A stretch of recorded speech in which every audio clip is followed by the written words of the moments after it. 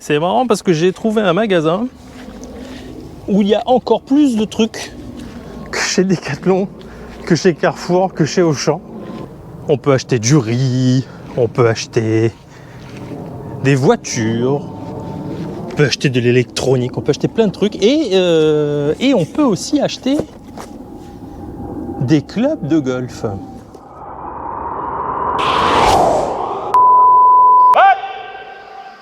La marque de ce putter est un Kirkland Signature. Kirkland Signature, c'est la marque distributeur de Costco.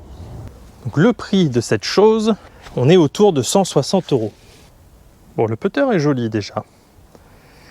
Il y a des poids que l'on peut régler, ça c'est très bien.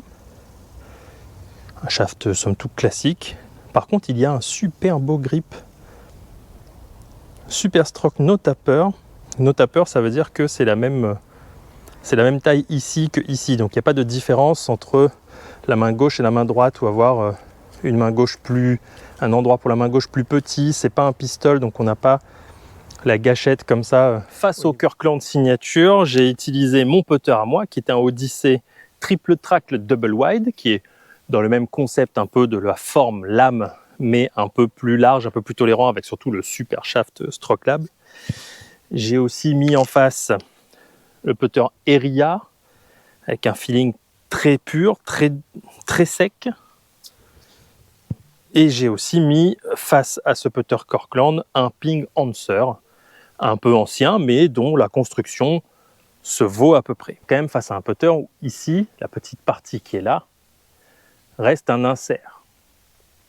Si je vous le mets en comparaison face au Ping Answer, où lui, il n'y a absolument rien. C'est juste le bout de fer. Le grip Super Stroke, très bien. On n'est pas sur une vraie lame, on est sur une lame quand même un peu épaisse. Donc il y a de la tolérance. Il y a des poids en dessous qui permettent de changer encore plus cette tolérance, avec un peu plus, un peu moins, changer le feeling. Sur internet, pas mal de personnes disaient que ce putter était un petit Scotty Cameron.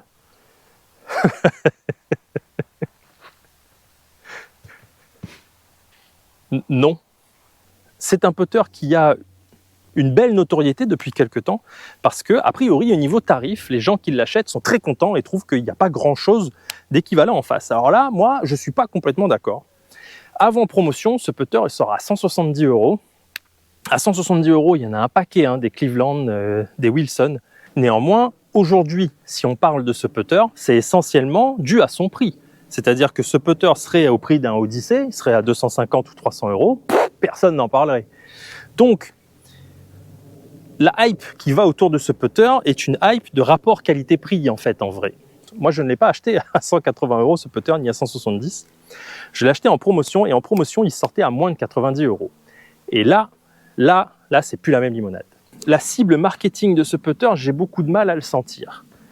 Un golfeur qui veut jouer une lame, bon, entendons-nous, une lame quand même un peu tolérante, un putter en forme de lame, avec un grip Super Stroke de ce type-là, en no tapper, en 34, et qui se dit, mon putter, j'ai que 90 € à mettre dedans, je vais l'acheter chez Kirkland.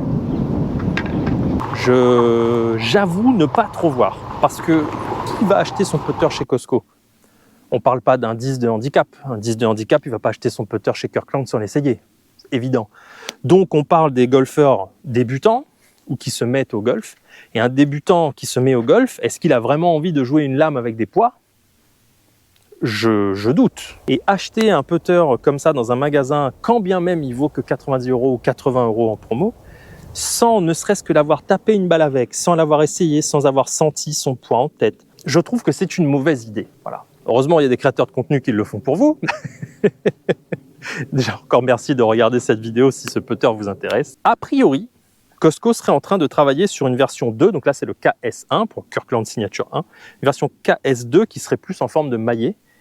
Et là, si on reste dans les mêmes tarifs, un petit maillet à 90 € avec un beau grip, pourquoi pas? Alors en conclusion, pourquoi pour qui? Il est vrai qu'à ce tarif, ce qui est proposé est quand même sympathique. À 90 €, on a un putter en forme de lame très classique avec des poids pour pouvoir le changer. C'est vrai. Par contre, le grip est monté de façon complètement nulle, ce qui veut dire qu'il est à peu près certain qu'il faut aller vérifier le loft et le lie de ce truc-là dès le moment où vous l'achetez. Donc ça ne peut pas être adressé à un public complètement débutant. Ce n'était pas utilisable là, sorti sur le rack. Ne serait-ce que pour le grip, c'est absolument n'importe quoi la façon dont il est monté. Donc c'est pour ceux qui ont envie d'avoir un putter un peu original, ceux qui se disent je veux pas jouer avec une marque connue, je veux pas jouer en Inesis, je veux pas jouer en Wilson, je veux pas jouer en Cleveland.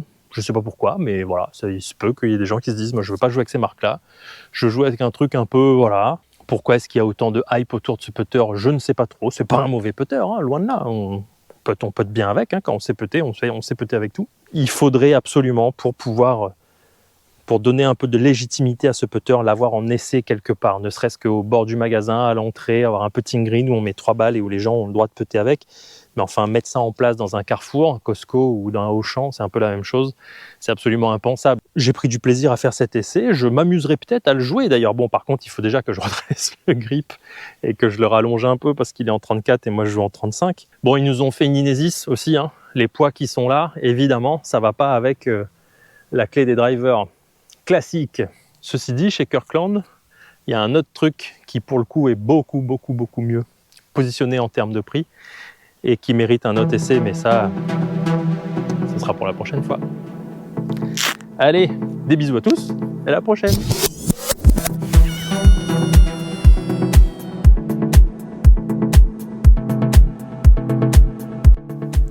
Ah, alors petit truc qui n'a rien à voir. Ça, bon, c'est bien. Si je prends mon Odyssey par exemple, le Odyssey, il y a des aimants. Quand je l'ouvre, zéro bruit, ça gêne personne. Si vous avez déjà un collègue qui est en train d'essayer de se mettre à l'adresse pour putter, ça embête personne. Vous arrivez avec le Kirkland. Là, vous avez réveillé la moitié de la France rien qu'avec ce bruit. J'aime pas les velcro sur les trucs de putter, mais c'est très perso encore une fois.